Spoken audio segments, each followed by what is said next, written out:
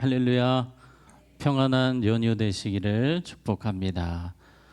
여러분, 일란성 쌍둥이는 이 혈액형이 같습니다. 그리고 유전자, 외모까지 모든 것이 거의 비슷한 사람입니다. 그런데 성격도 같을까요? 아닙니다. 성격은 다릅니다. 대체적으로 다르죠. 제가 쌍둥이 자녀가 있는 집을 신방을 해보면 그렇게 다르대요. 생긴 건 똑같은데 성격이 다르더라. 그런 이야기를 많이 듣습니다. 일란성 쌍둥이도 다른데 우리 교회에 모이신 분들은 얼마나 다르시겠습니까? 삶의 환경이 다릅니다. 지역이 다릅니다. 양육 받아온 방식이 다르십니다. 신앙생활 하셨던 스타일도 다르십니다. 정말 다른 분들이 많이 모인 공동체가 바로 사실은 이 교회입니다. 이 교회에서 우리가 다르기 때문에 갈등이 없을래야 없을 수가 없습니다. 이 성경에 보면 이 갈등이 좀 많았던 교회, 대표적인 교회가 두 교회가 있는데요. 고린도 교회 그리고 로마 교회입니다. 오늘 우리는 이 로마 교회를 보고 있습니다. 로마 교회가 이 갈등이 많았던 요소는 이 두 종류의 크리스찬이 있었기 때문이죠.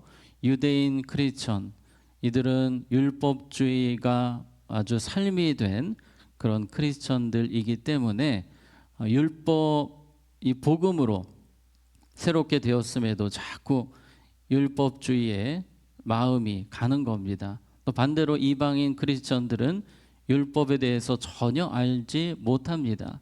그래서 이 유대인 크리스천들이 답답한 겁니다. 아니 복음으로 확실하게 깔끔하게 살면 되는데 왜 저렇게 율법에 얽매여서 그걸 버리지 못하고 저렇게 사나 하면서 이방인들 크리스천들이 보기에는 유대인 크리스천들이 한심해 보이기도 합니다. 대표적인 이 로마 교회의 문제가 고기 먹는 문제였습니다. 이 로마 교회 주변에 시장에서 파는 고기 중에는 우상에게 바쳐졌던 고기, 이 고기가 판매가 되는데 알 수가 없는 거예요. 이게 우상 신전에서 나온 고기인지 아닌지 정확히 알 수가 없기 때문에 이 유대인 크리스천들은 특히 너무 불편한 겁니다. 이 고기 안 먹고 말지 깨림칙한 겁니다. 죄 짓는 것 같고 그래서 이걸 못 먹는 거예요. 그랬더니 이방인 크리스천들이 모임을 하면서 대놓고 먹는 걸 보여주는 거예요. 좀 먹으라고. 뭐가 문제냐고. 우리가 복음으로 새롭게 되었는데 그 먹는 게 뭐가 그렇게 대단하냐고 하면서 그 앞에서 막 먹고 훈계까지 합니다. 먹으라고. 왜 못 먹냐고. 그랬더니 이 유대인 크리스천들 중에는 상당히 충격을 받고 상처를 받는 겁니다. 그래서 이 교회 안에 자꾸 갈등의 요소가 되는 거예요. 자, 이 부분에 대해서 사도 바울이 정리를 해줍니다. 교통 정리를 해주는데 14절에 보시면 내가 주 예수 안에서 알고 확신하노니 무엇이든지 스스로 속된 것이 없으되 라는 표현을 합니다. 지금 이 사람들의 관심은 고기 먹는 것이 죄냐 죄가 아니냐 이 부분인데 사도 바울의 요약은 무엇입니까? 이거는 괜찮다라는 거예요. 속된 것이 없도다. 우리가 율법주의 시대를 사는 것이 아니라 우리가 복음의 시대를 살고 있기 때문에 이러한 것들 때문에 염려하고 걱정하고 두려워할 필요가 없고 자유해라 라고 이야기를 하는 겁니다. 이 이야기를 딱 듣는 순간 고기를 먹는 크리스천들은 쾌재를 부르는 거예요. 그럼 그렇지 그게 맞지 하는데 끝까지 읽어보면 또 이렇습니다. 우리 14절 뒷부분에 보시면 다만 속되게 여기는 그 사람에게는 뭐하니라 속되니라. 이 말은 조금 애매해 보이지만 이 먹는데 불편하면 꺼림칙하면 그 사람 차라리 안 먹는 게 낫다라는 거예요. 배려의 표현입니다. 누가 맞다 틀리다를 떠나서 그 사람이 불편해하면 안 먹는 것도 맞다라고 하는 거예요. 그런데 여기서 이제 더 중요한 이야기를 합니다. 15절 우리 같이 읽겠습니다. 시작. 내 형제가 근심하게 되면 이는 내가 사랑으로 행하지 아니함이라. 그리스도께서 대신하여 죽으신 형제를 내 음식으로 망하게 하지 말라. 이 옳고 그름보다 더 중요한 것은 누군가가 상처받지 않게 하는 것이다. 이 원리가 우리 믿는 자들에게, 복음의 사람들에게는 가장 중요한 원리이다라고 이야기하는 것입니다. 정말 본질적인 문제, 예를 들어서 도둑질하지 말라. 이것은 분명한 주님의 명령 아닙니까? 이런 것 외에는 비본질적인 문제에 대해서는 열어두라는 것입니다. 제일 중요한 원리는 상처받지 않도록, 누군가가 마음 아프지 않도록 배려하라는 것입니다. 그래서 오늘 15절 다시 보시면 중요한 삶의 원리를 이렇게 정리해 줍니다. 이는 내가 무엇으로 행하지 아니함이라 사랑으로 행하지 아니함이라. 어떤 문제 때문에 갈등을 합니다. 그런데 사랑으로 하지 않으면, 그 사람을 배려하지 않고 그 사람이 상처받도록 그냥 내버려 두는 것, 이것은 사랑으로 행하지 아니한 것이다라는 것입니다. 그래서 이 고기 문제를 대입을 해보면, 고기를 먹지 못하는 크리스천과 식사를 해야 되면 해산물을 먹어야죠. 채소를 먹어야죠. 거기서는 이게 그리스도인의 삶의 방식이 되어야 한다는 것입니다. 상대방이 불편하지 않게, 상대방이 상처받지 않게 우리가 배려해야 된다는 것입니다. 남을 더 생각하는 사랑의 원리로 살아야 한다는 것입니다. 한번 따라해 보겠습니다. 크리스천은 예수님의 사랑으로 배려하고 맞춰주는 사람입니다.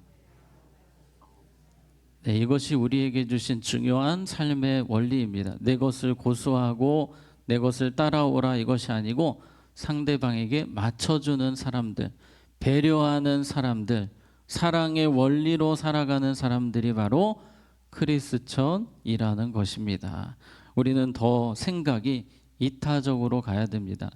이기적인 생각에서 이타적인 생각으로, 남을 배려하는 생각으로 날마다 더 나아가야 하는 것입니다. 여러분, 제가 만약에 염색을, 청년들을 품겠다고 노란색으로 머리를 염색하고 오면 여러분들 좋아하시겠습니까? 좋아하시는 분들도 계시겠지만 어떤 분들은 목사님 불편합니다. 목사님 그거 안 하셨으면 좋겠어요. 그럼 제가 어떻게 해야 됩니까? 물을 빼야겠죠. 근데 제가 더 보란 듯이 그 다음 날은 보라색으로 하고 와요. 그러면 그 말을 하셨던 분들, 노란색 너무 힘들다, 설교가 안 들리지 않으시겠습니까? 저는 물을 빼야 되는 겁니다. 아무리 제가 옳다고 생각하고 어떤 목적이 있다 할지라도, 누군가가 한 명이라도 불편하면 그것을 우리는 내려놓을 수 있어야 됩니다. 이것이 바로 크리스천의 삶의 방식이라는 것입니다. 내 중심이 아니라 타인 중심으로 사는 사람들, 다른 사람을 더 배려하고 생각하는 사람들이 바로 크리스천이라는 것입니다. 우리 15절 다시 보시면 중요한 표현이 있습니다. 우리가 늘 생각해야 되는 단어인데요. 자, 형제 앞에 어떤 표현이 있습니까? 그리스도께서 대신하여 죽으신 형제를 내 음식으로 망하게 하지 말라. 음식 때문에 상처 주지 말라는 것입니다. 그런데 그 형제는 그리스도께서 대신하여 죽으신 너무나 귀한 형제이기 때문에 그러한 비본질적인 것으로 절대로 상처 주지 말라는 것입니다. 제가 신방을 하면서 가슴 아픈 가정들을 많이 보았습니다. 자녀들이 교회를 안 나오는 이유 중에 유초등부 때 선생님에게 상처를 받고 교육자에게 상처를 받아서 나오지 않고 있습니다 라는 이야기를 들을 때에 정말 가슴이 아파요. 왜 그런 상처를 주었을까? 무엇 때문일까? 참 가슴이 아픕니다. 우리가 예수님이 십자가에서 생명을 주신 형제라는 사실을 기억한다면 함부로 할 수 없는 것입니다.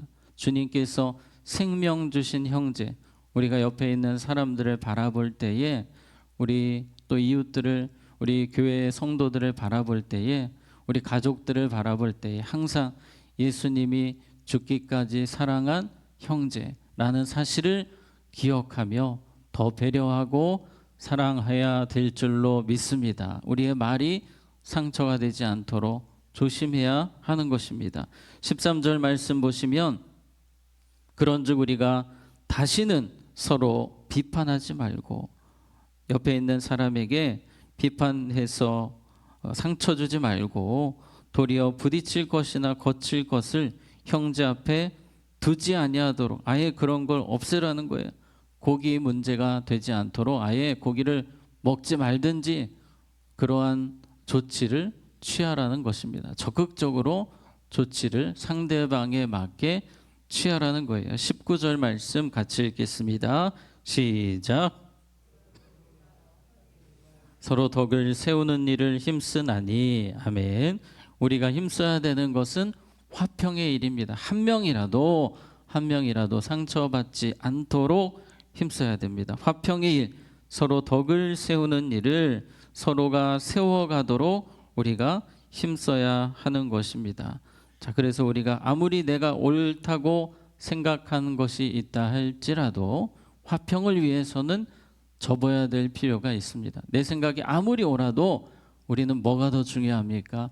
화평이 더 중요한 사람들입니다. 우리는 항상 내려놓는 것을 잘해야 됩니다. 공동체의 유익을 위해서, 가족의 평화를 위해서 무엇이든지 잘 내려놓을 수 있는 마음의 자세가 중요합니다. 자, 20절에서 21절 조금 깁니다만 같이 읽겠습니다. 시작. 하나님의 사업을 무너지게 하지 말라. 만물이 다 깨끗하되 거리낌으로 먹는 사람에게는 악한 것이라. 고기도 먹지 아니하고 포도주도 마시지 아니하고 무엇이든지 내 형제로 거리끼게 하는 일을 아니함이 아름다우니라. 아멘. 아니함이 아름다우니라. 조금이라도 누군가에게 힘들고 불편한 일은 아니함이 아름다우니라. 그래서 16절, 그러므로 너희 선한 것이 무엇을 받지 않게 하라? 비방을 받지 않게 하라. 사탄이 틈타지 않도록. 이러한 고기 문제 아무것도 아닌데 이러한 일들로 갈등하면서 사탄이 틈타고 주변에 비방을 받는 일이 생기지 않도록 우리는 조심해야 한다는 것입니다. 자, 마지막으로 12절 말씀 같이 읽습니다. 시작. 이러므로 우리 각 사람이 짓고 하리라. 아멘. 두려운 말씀입니다. 이 땅을 살아가는 동안 우리가 누군가에게 상처를 주는 것, 주님 앞에 반드시 결산하게 될 것입니다. 우리는 말을 조심해야 됩니다. 우리의 삶을 늘 돌아보면서 더 이타적으로 또 배려하면서 항상 사랑의 마음으로 살아가야 할 것입니다. 사랑의 원리를 가지고 상처 주지 않고 배려하고 화평케 하는 그런 모습으로 살아가는 우리 모두가 되기를 주님의 이름으로 축복합니다. 자, 기도하겠습니다. 하나님 아버지, 우리에게 주신 중요한 사랑의 원리를 잊지 않고 더 배려하고 더 상대방을 생각하는 말을 하고 우리의 행동을 그렇게 해 나갈 수 있도록 하나님, 우리의 마음, 우리의 생각을 예수님의 사랑으로 충만케 하여 주시옵소서. 우리 가정이, 우리 교회가 더 사랑이 충만하여 한 명도 상처 주지 않는 공동체가 되도록, 그러한 삶을 살아가도록 우리를 사용하여 주시옵소서. 반주로 섬기시는 권사님과 가정을 말씀의 든든한 반석에 세우시며 넘치는 평강의 가정 되게 하여 주시옵소서. 환우분들, 어려움 겪는 분들 능력의 손으로 치료하시고, 수험생들 주님께서 남은 시간 지혜와 건강으로 또 또한 하나님 주시는 비전으로 함께하여 주시옵소서. 예수님 이름으로 기도하옵나이다. 아멘.